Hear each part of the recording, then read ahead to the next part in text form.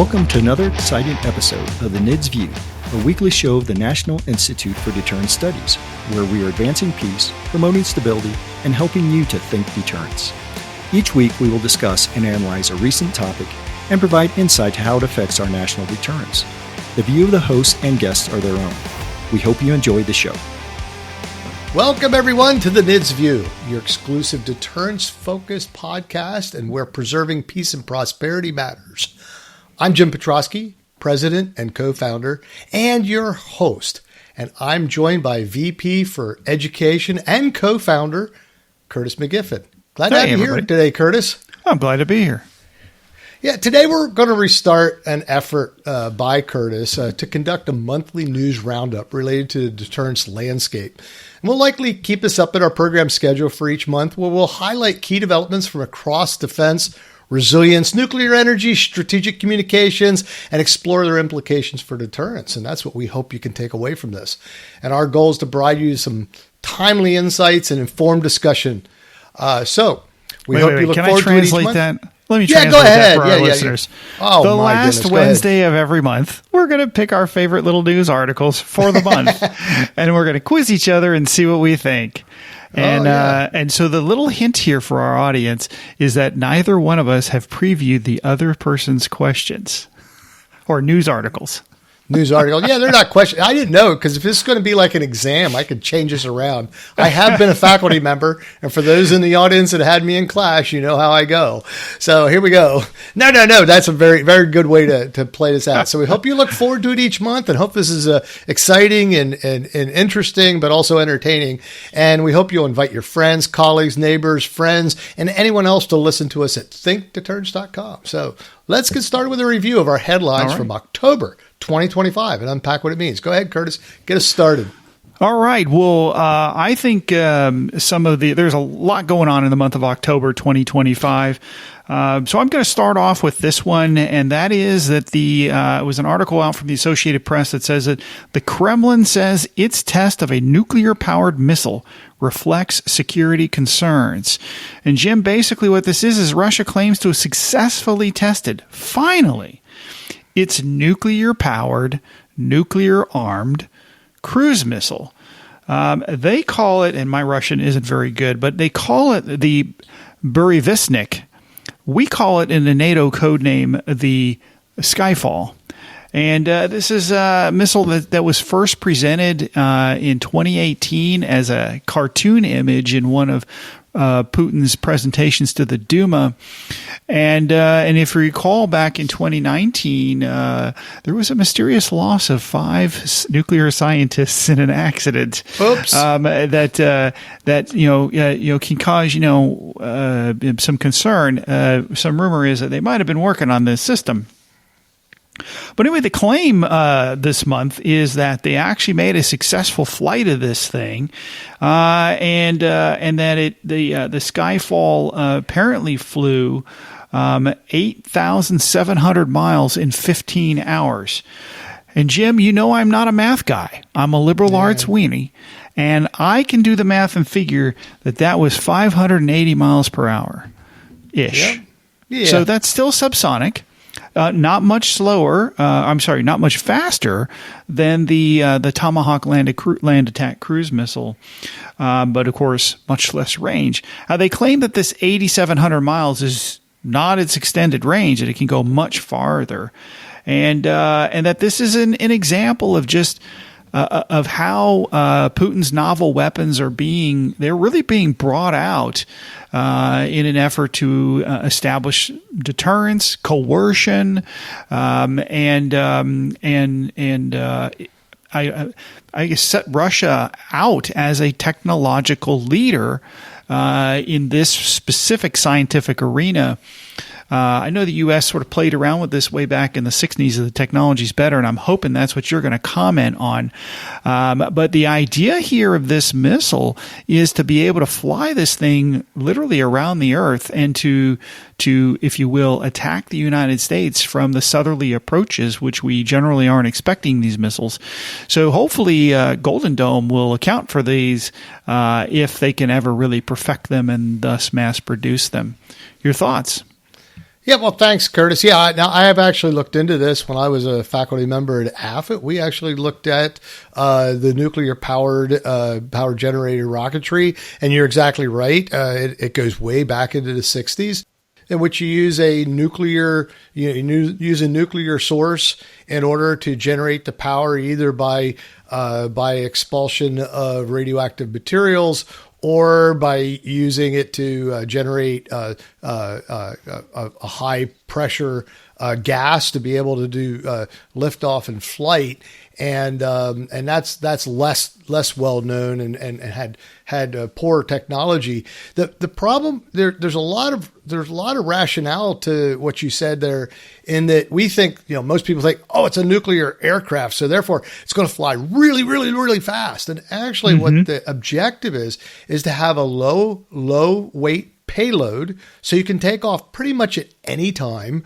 From just about any location, so you don't need because you have a low mass missile, so you can go from anywhere. You can take off from a low mass, and then the other piece is the latency, which is really the problem. If you can orbit the Earth, you can imagine flying around the Earth at low orbit for many, many times, and then suddenly come out of orbit and launch your payload. That's really the fear here, because now the traditional way in which we monitor nuclear or any missile technology is we look at launch, we look at trajectory, we understand the ballistics fairly well, especially if they're going to go fly into space and then fly back to Earth. We pretty much know where they're going to go as soon as they take off. But if we get some of these in space, and what's even worse, or low Earth orbit, or we get multiple ones of these into low Earth orbit, now we don't know who they come from, perhaps. I mean, you could lose track of them, maybe in their orbits. If you have multiple ones, we don't know who's sending them. We don't know where they're going. We don't know their intended target. This becomes the problem with this nuclear-powered aircraft, because, again, you have a long-term, it's always with nuclear. You have what people normally think of as, nuclear weapons, short-term explosion. Yes, that's true. But the thing about nuclear power is you can have lots of energy for a long period of time. And so these aircraft can fly for long periods of time at a fairly low orbit, because they have enough power to keep them in orbit instead of putting them up like a satellite and have them orbiting in that trajectory. So that really changes the way in which we have to look at this. And you're right, they can attack from any direction at any time once they're launched. And they can also, by the way, I'll use the Curtis McGiffin answer, they can communicate their intent by putting a couple in the air and saying, well, maybe we will, maybe we won't, and use it in a way that I'll talk about a little later on here. Okay. Well, I think now I think part of what you're describing is sort of this FOBS, this fractional orbital bombardment capability. But these are more so cruise missiles that could even fly, I think, at much lower altitudes, because they're almost, with the nuclear power, they are almost unlimited range. And so to your point, you could circle the Earth multiple times, but do it at 10,000 feet.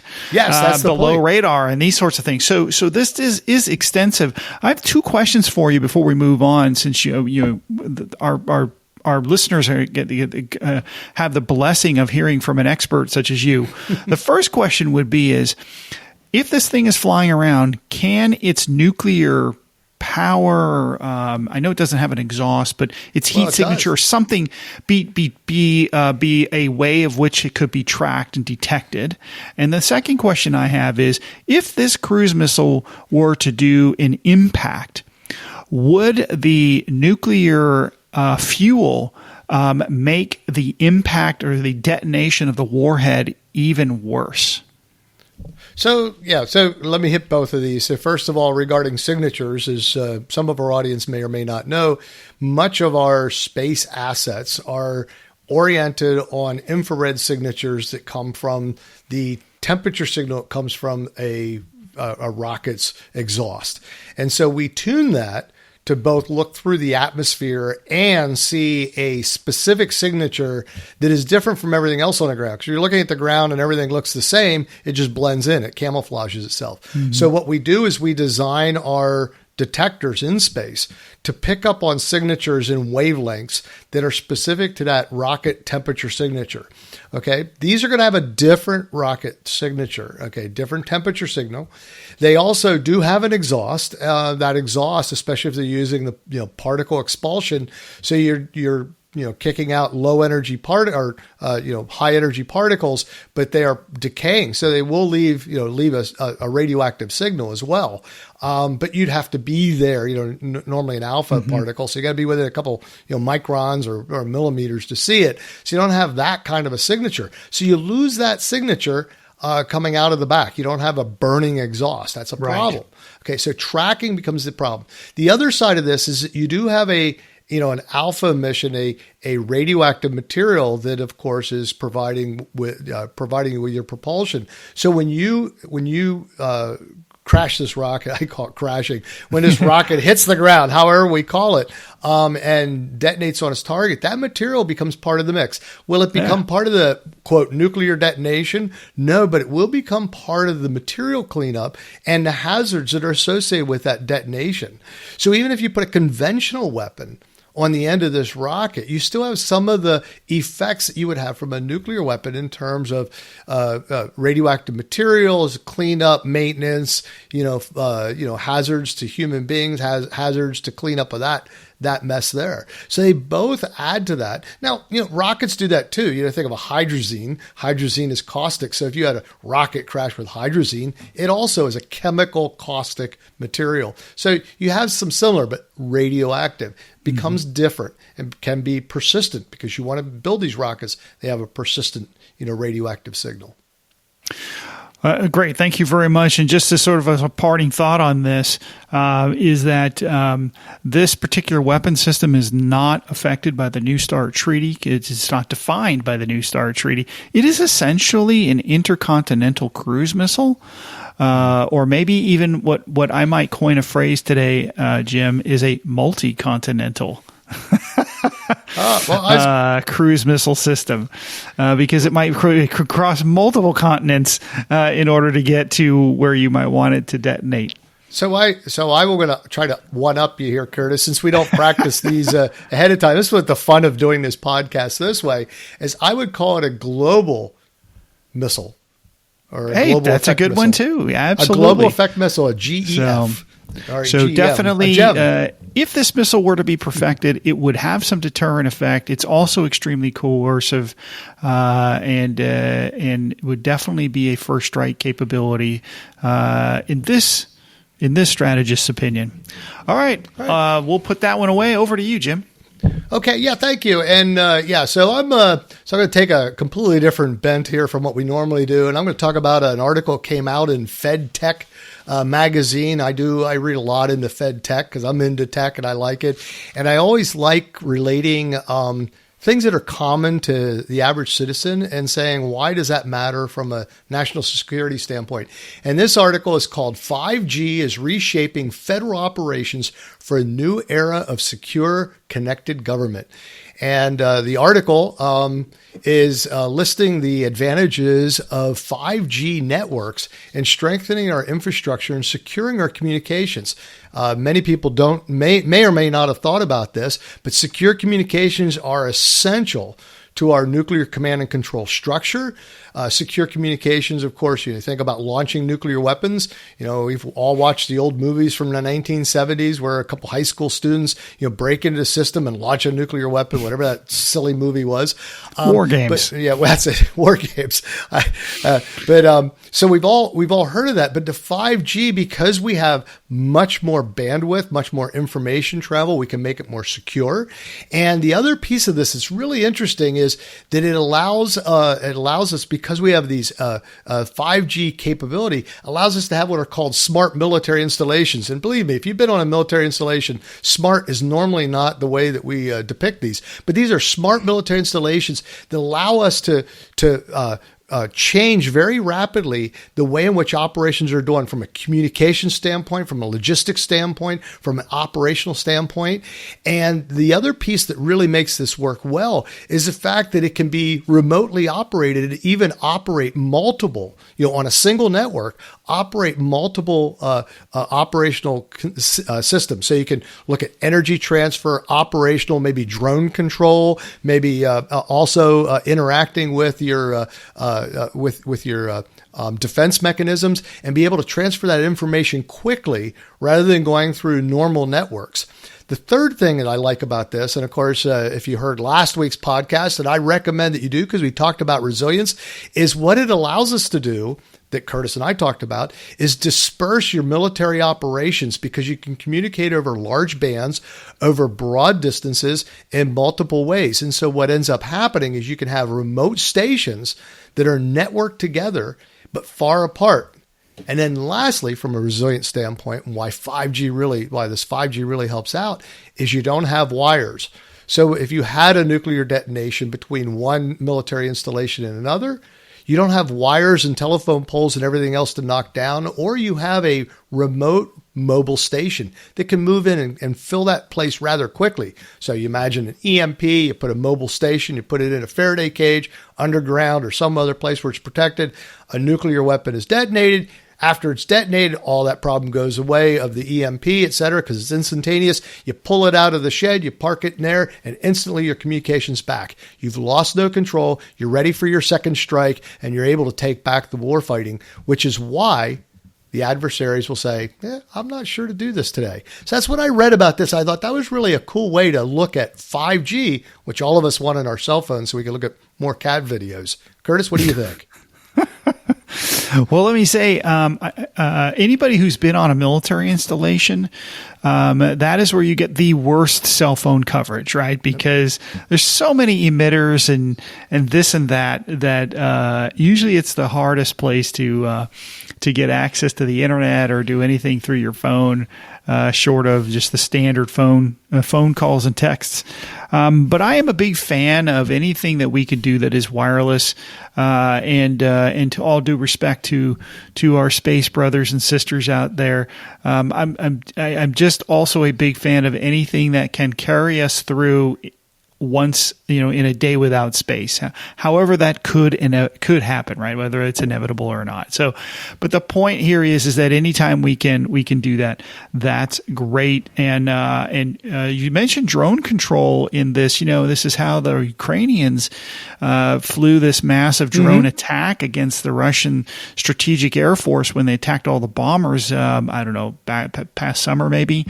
They didn't use satellites to control the drones. They used the Russian cell phone service, which goes to the point that this 5G has to be, invulnerable to being hacked or somehow used for nefarious means, and that's always a challenge. But when you're looking at these abilities to talk some sort of encrypted manner, to be able to have high data rate communications, to do video communications and these things. 5G is pretty good at that. I think the biggest challenge or obstacle, Jim, and is probably would have been appropriate in this federal article is getting the feds to allow policies to do this. Yeah, the policy piece is not there, but you're exactly right. Especially, for all of us that have been in the military, every time they, put a computer on your desk, the best security you have is to unplug it and throw it in the trash can, because otherwise the security gets in your way. Yeah, definitely. So yeah, all for it, and I think wireless is the way to go. And there are lots of other alternative ways to communicate as I think things progress. 6G and 7G are right around the corner. 7G will likely be space based, so we'll see how this continues to transform itself. But it would be very nice to see that we could get more wireless. As I think we mentioned in that previous podcast, that we don't have much copper anymore. Phone lines don't really exist anymore. If you have a hand phone in your home, it's probably some sort of VoIP system, and it's still using the internet and some sort of coaxial mechanism. So anyway, okay, well, great. Curtis, your turn. You All get right, to my go for your turn. We're next going to keep article. going. Hey, we're moving on. You bet. So the next article I want to do is again here. It came out in late October, and so for our listeners, this is probably still pretty fresh. We know that the Department of War has been waging, well, in President Trump's words, war on these drug cartels, particularly those associated with Venezuela, and we have been conducting some kinetic strikes on their modes of transportation at sea, and this has caused some issues for some folks here within the country politically, but that's not what I want to get to. What I want to get to with this is this article that came out in Defense News. It said by Linus Haller. It says heavy Russian cargo plane lands in Caracas amid U.S.-Venezuela tensions. This came out on October 28th, and that a Russian transport aircraft carrying what they believe are members of the Wagner mercenary group. We're all familiar with the very famous Wagner military group, landed in the Venezuelan capital over the previous weekend, signaling heightened Russian interest in the Latin American country. And so what we're now starting to see is that despite Putin being besieged in this Ukrainian crisis, he is still interested in screwing around in Latin America here, and what we are seeing now is the beginning. What I think is the beginning of Russian pushback for their ally Venezuela, we can only speculate why Wagner shows up first. But I would guess that there is great potential for more things to be showing up in that circumstance. And one of the things is that there's a history of this. So this past summer, the Russians sent one of their brand new Yazan class guided missile submarines, a nuclear submarine that can carry nuclear armed cruise missiles, sent it into Havana. This was a big deal. You're floating around in the Caribbean Sea in our back door, if you will, and they are out there doing their thing. There was a companion article here that I want to play on as well. It came out in Military Watch magazine. Will Russia's Tu-160 bombers soon return to guard Venezuela? So the speculation by this author, it's no author, it's the magazine staff itself. The speculation is that Putin may send the White Swan, the big swing wing Tu-160 bombers back to Venezuela. He has done this 3 times: September of 2008, November of 2013, and again in December of 2018 during the first Trump administration. Putin deployed this potentially nuclear armed bomber to Venezuela to kind of show us that they can do it. And so now we've not been taking these things, I think, politically very seriously. But we had an entire Cuban Missile Crisis occur in 1960. October, no less. So yeah, exactly. Around this time frame in the early 1960s, I believe, 62, I believe. 1962, a month before I was born, by the way. And there you go. Well, okay. And so what we see here is sort of submarines showing up in Cuba, bombers showing up in Venezuela, while we are trying to conduct counter-drug operations and getting after other authoritarian dictators that have become friendly with the Putin administration. So I look to see this as something that we need to be paying attention to. This may be an activity akin to a Cold War-like move, where we now see these sort of standoffs in different regions of the world, and Latin America may be the next one on the list as we wage war against narcotics, deadly narcotics that, by the way, have been killing 100,000 Americans a year. In 1 year, we lose more Americans to these narco traffickers than we have in all of the combat operations since World War II. That's how many deaths. It's a lot. It's a big number when you think about that. That's breathtaking. I mean, really, and we got to put it in context to what's that it is unlike war, which sometimes is necessary. I mean, we really have to look at wars being necessary. We look at World War II. This is an unnecessary loss. I mean, it's we could stop it. At least at the borders, or slow it down a lot. I'm not sure you can ever stop it. It's like homicide. We make a law against it. We can't stop it. But we can sure slow it down a lot. Well, a couple years ago, I put out an article that said that we need to start looking at the fentanyl problem with and its association with the Mexican cartels in China as being a national security problem, not a law enforcement problem. Yeah. That was during the deep inside the Biden administration. And now here today, we see that it has become a national security problem. So no matter how our listeners may view this, I think this is where this problem has manifested into. Your thoughts? Yeah, so I'll take a couple different views. One, I don't think this is new. As you said, Cuban Missile Crisis, 1962. I think Russia has always had operatives in South America because they can get in. Putin likes to be an agitator. He likes to agitate because it gives him leverage. And so I see that as a big part of this.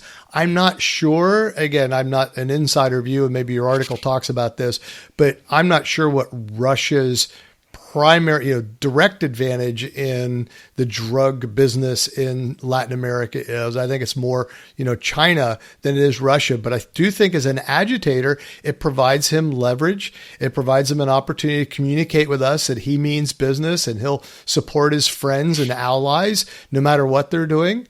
So I see that as a big communication from a deterrence standpoint.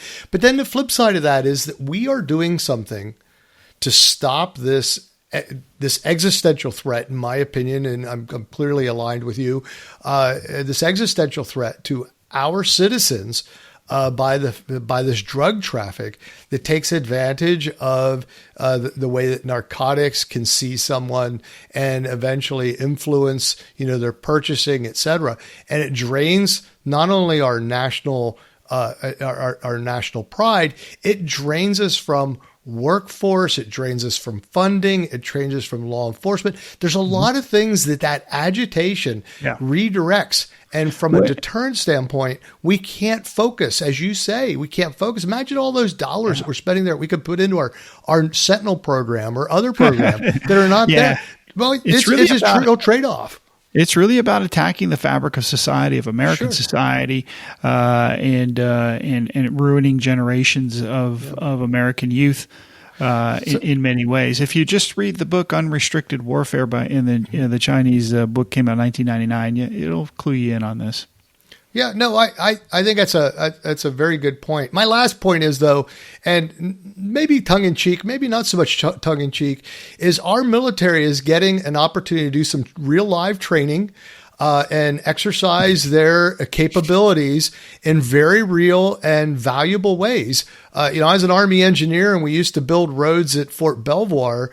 Back in the day, we used to build roads and such on military installations, and Congress passed some sort of bill where we had to contract that out. So we trained on Fort Belvoir by building a road and then ripping it up and building a new road. Well, here they are actually using their capabilities for something that provides good to the United States. And I think our citizens, people need to see that that's happening. The legal issues, I think you will always have those legal issues. And there is, I understand the issue, but I also understand that we need to look at this as a war and we need to look at who's killing whom in the end. Yeah, we may be taking out a few boats and a few narco terrorists, but look at how many of our citizens are dying at their hands. So I'm willing to weigh that out. I'm just saying I always look at things from two sides. I can understand a little bit of it, but I'm not necessarily in agreement. Well, I'll cap this off with, in deterrence, we always talk about how deterrence is about saving lives and maintaining peace and stability. And President Trump says that that every one of these boats destroyed saves 25,000 Americans. Yep. So I don't know where those numbers come from. I'm just repeating what the government is saying in that regard. I'm not discounting them or in any way. I think it could be saving a lot more. because of the crime that occurs, to pay for these things and all, and so forth. Something else that we're learning from this, Jim, is just how much of our infrastructure we've lost. I saw as they were getting ready to deploy forces for this, that there was across the chyron of one of the news channels that are very popular that many people watch. It said that they were having to reopen a closed Navy base in Puerto Rico. I think they're talking about Roosevelt Roads. And, this is one of these things where we keep closing things thinking this world is safe now. It's happy. We don't need these bases anymore. And then all of a sudden, we do. And so these things matter. We have to think forward. Part of deterrence is being able to think forward. And now we have to start thinking about how we're going to deter the Russians in the Caribbean. Over to you, Jim, for your article. Sure. Well, once again, my final comment, just so you understand, I said I see their point. I don't agree with it, but I can at least see the discussion. It's worthwhile as a democratic republic to have these discussions and understand them, because I think it brings out the more salient point, as you said. People are dying, and we're building an infrastructure around that. Well, good. So I'm going to talk about something again, catching an article of interest of mine. I'll hold my more closely held one to Curtis for the end here, but across an article on Nuclear Newswire, which I also read. It's a product of the American Newswire. Yeah, it's a product of the American Nuclear Society, and they do an update every month, and I read through that update. So I thought it'd be good for this. The industry update for October 2025. Their topics include recaps of many industry happenings, and just showing you talking through the titles. The one is the top one right now. Years ago, it went to business. Advanced Reactor Marketplace. Okay. The second one is business developments, contracts. Okay. And they are that's the, sort of the format of their news. But in that news article, I want to highlight the advanced reactor marketplace, because I truly believe, and you've heard me on this podcast, I talk about the nuclear renaissance, and we are going through a nuclear energy renaissance where we're looking at nuclear energy in a completely different way. And I ask our audience to take a breath, back up and say, we had a time in our country where we built nuclear reactors fairly quickly. We thought we would have a nuclear power. There was a time, look it up, it was called Too Cheap to Meter. Okay, where it costs more to come out and look at how much energy you used than to just let you have it for free and only charge industries that were using it. What a great life that would be. Yeah, and I understand there were some problems that we had. We had, with every new technology, you're going to learn. And we had reactors that were based upon pressurized water reactors primarily, and they were what were called a Gen 2 or 3, I think, or Gen 3 reactors. Gen 3 reactors, in which we had industrial reactors, and they were designed primarily around large reactors to support large cities, because we use large amounts of power.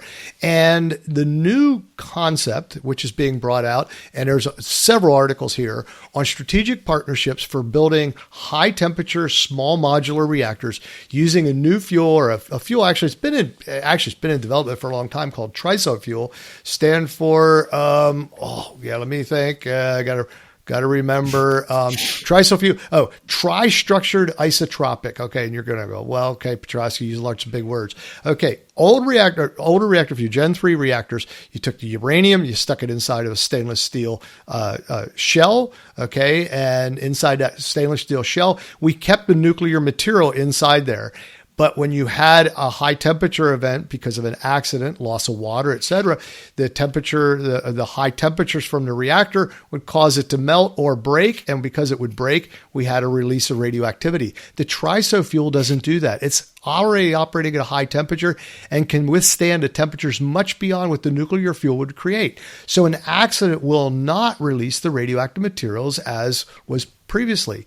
The other issue is they are extremely safe, because when you lose in a high temperature water reactor, when you lose the water, you stop cooling the reactor fuel, and that's why it overheats. This reactor fuel is cooled by gases that remove the heat. So bottom line is these reactors are now getting online. And according to these articles from this industry update, okay, there's been over $5 billion in public and private investments, and we're starting to see new energy construction. There's a company, BWX, which is BWX Technologies. They aren't a sponsor of ours, but they could be if they call me.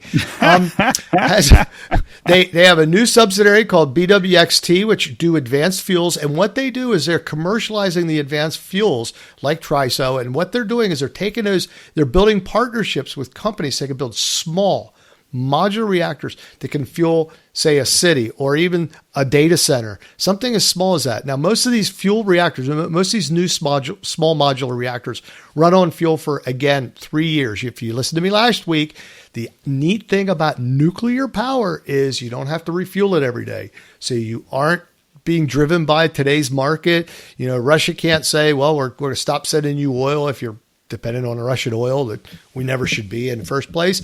Or you've got 3 years to solve your problem before you have to even refuel the reactor. And they're modular, and they're built into, they're testing at Idaho National Labs. We're taking these reactors and building them into microgrids that can add or subtract modules so that we can change these reactors fairly quickly.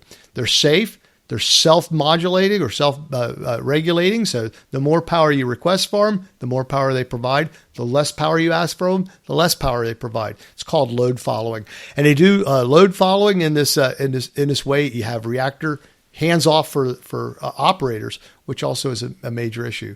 So this nuclear renaissance is happening. It's the first time I've seen, there's 1, 2, 3, 4, 5, 6, 7, 8, 9, 10, 11. I'm not going to mention all the companies unless one of them wants to, support me. I'll mention you on our podcast. But there are 9 companies, 4 of them overseas.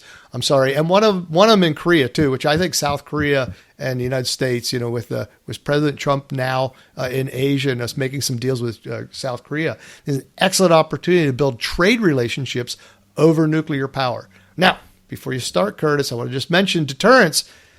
Resilient energy is really important for deterrence because, once again, if we have a susceptible power grid, our adversaries can bully us into changing what we do by taking out our power if it's vulnerable. If we spread it out over many, many different reactors, over many, many different microgrids, over systems that don't require to be refueled every day, we then are more resilient, and therefore we can do that second strike. And of course, our adversaries say, well, that's too hard because you're going to rain terrible things on top of us if we attack you. So we won't do it today. We'll just sit at our houses and eat whatever the Russians eat. Was it borscht or whatever it's called? I don't get out much. Go ahead, Curtis. Beet soup. Yeah. Well, one thing I've learned from working with you, Jim, is that the longer, more convoluted the name is, the more I'm supposed to trust the material or the mechanism.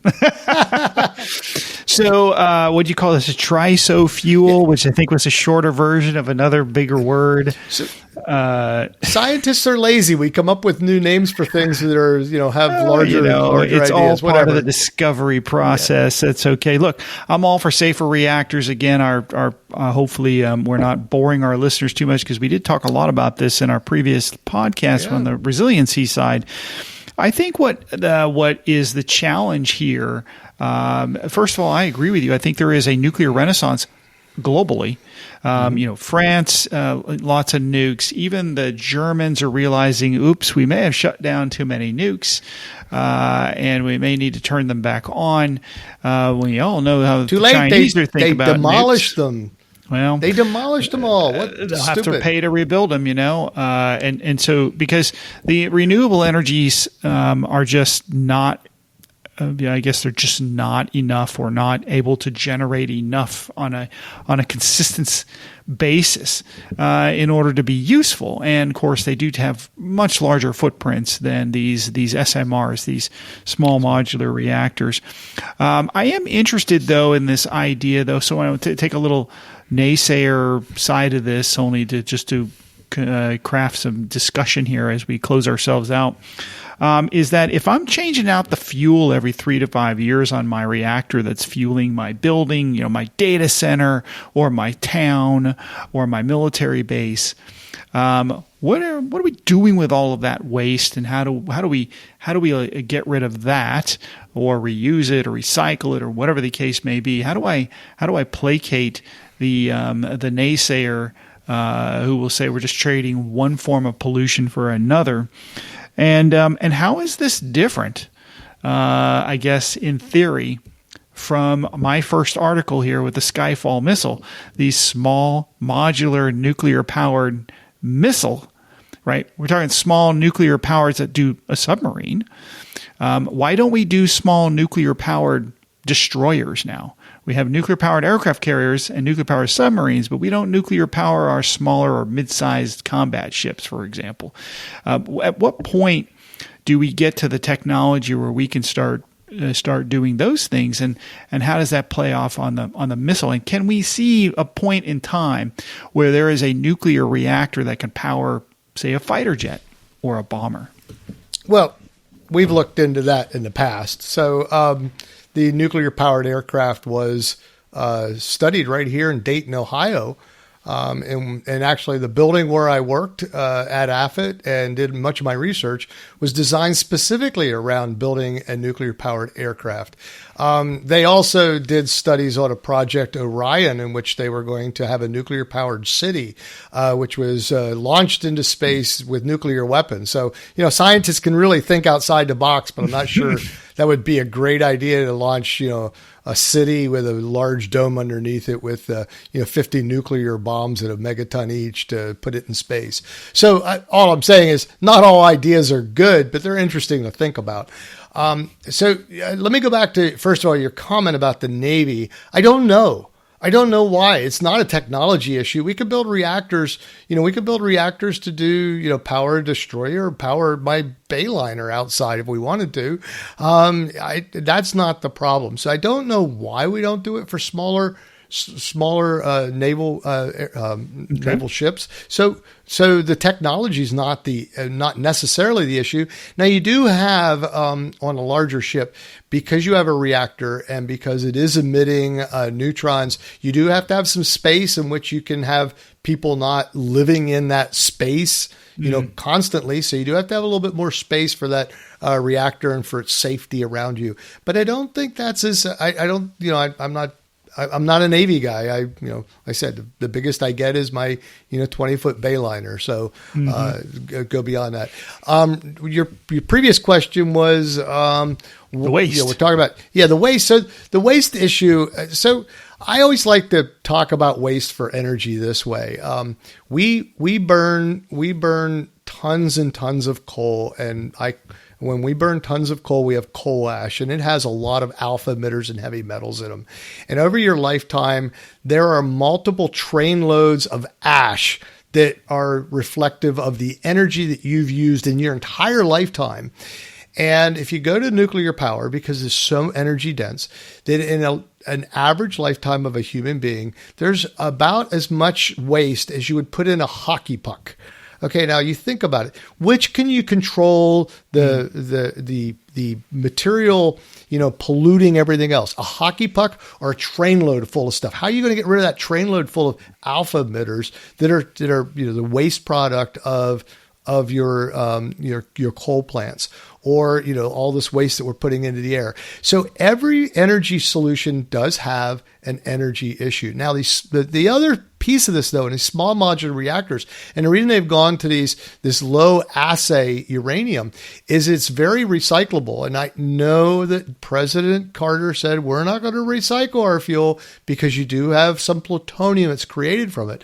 But if we went into recycling our fuel, we would save about 2/3 of the waste from it. Okay.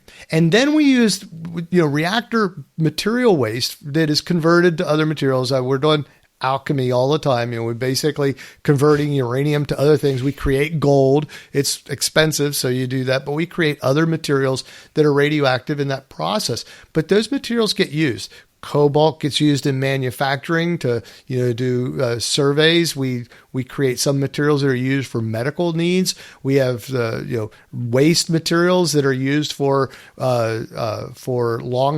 alpha emitters are used in thermal reactors that are thermal generators that are used to power flashing lights in the ocean. Because they don't have to be refueled. So all of these things, we need to think about how to use this. And as it's decaying over time, it becomes less radioactive. And over time, it decays back to a natural state. Everything wants to be just like me. It just wants to be in the lazy, no moving state. So it starts out moving, and over time, it gets back to its natural, stable state. That's why we have stable isotopes around us. So it is an issue. But my view is it's more of a political issue. Yeah. Just like everything else, than it is a technology issue. And here in Ohio, we have the waste isolation plant. We separate things out. We've come a long way since the 1970s when people thought that, and it wasn't bad. Nuclear power wasn't bad then. It's even better now. I mean, this is just incredible. I haven't looked up, so I don't know about TRISO, but I believe it's also easier to separate the carbon and oxygen seal that's around the TRISO pellet. These are like little pellets. They look like dust. These little pellets that look like dust are carbon surrounding uranium. I believe they're easier to separate. So once you do have the reactor done, you can then clean them up and separate these out, and you don't create a lot of radioactive weight. Stainless steel becomes quite radioactive. The nickel around it becomes radioactive. All those other things. This material doesn't. So you have a much lower waste in these reactors.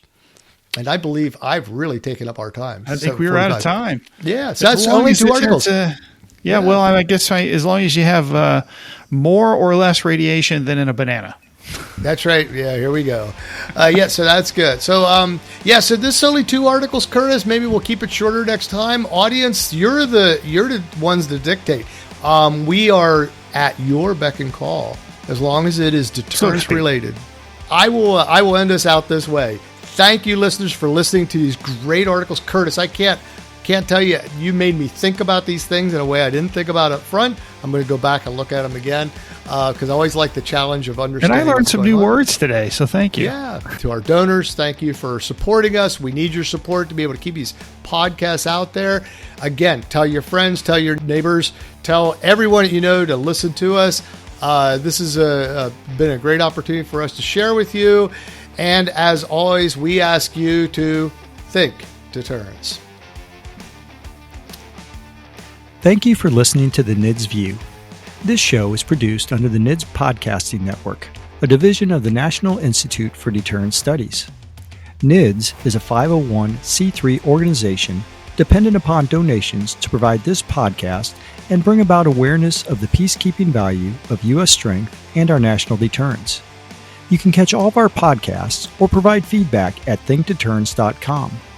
I would like to thank our producer, Kimberly Charrington, our sponsors, and all the fantastic members of the National Institute for Deterrence Studies for making this podcast possible.